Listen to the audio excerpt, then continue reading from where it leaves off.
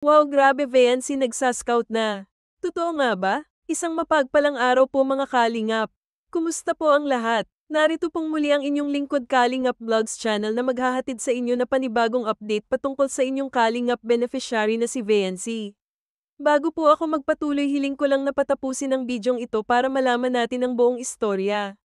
Kung bago ka pa lang sa aking munting channel ay huwag maiyang mag-subscribe para lagi kang updated sa Team Kalingap at sa lahat naman ng walang sawang sumusuporta. Maraming salamat. Update po mga Kalingap, kay Viancy ay nakapagtala na ito sa kanyang kauna-unahang scout. Kasama niya mga Kalingap ang ama ng Team Kalingap, walang iba kundi sa Val Santos Matubang. Sa kanilang pagbisita mga Kalingap sa tahanan ng scout ni Viancy ay naging emosyonal ang kanilang magiging beneficiary na si Javi. Si Javi mga Kalingap ay second cousin ni Viancy kaya't hindi na rin ito naiiba. Habang ini-interview ni Kalingap Val Santos Matubang si Javi ay halos hindi ito makapagsalita dahil umiiyak lamang ito. Marahil mga Kalingap ay tears of joy na si Javi dahil sasagutin na ni Kalingap Val Santos Matubang ang magiging gastusin niya sa school sa susunod na pasukan. Sabi kasi ng magulang ni Javi ay maghihinto muna ngayong taon dahil kulang na kulang sila financially. Nagbiro pa nga po ang ama ng Kalingap na kapag may kailangan daw si Javi ay si Viancy na ang bahala. Panglima sa siyam na magkakapatid si Javi kaya nangangarap talaga siya na makapagtapos ng pag-aaral para magkaroon sila ng magandang kinabukasan.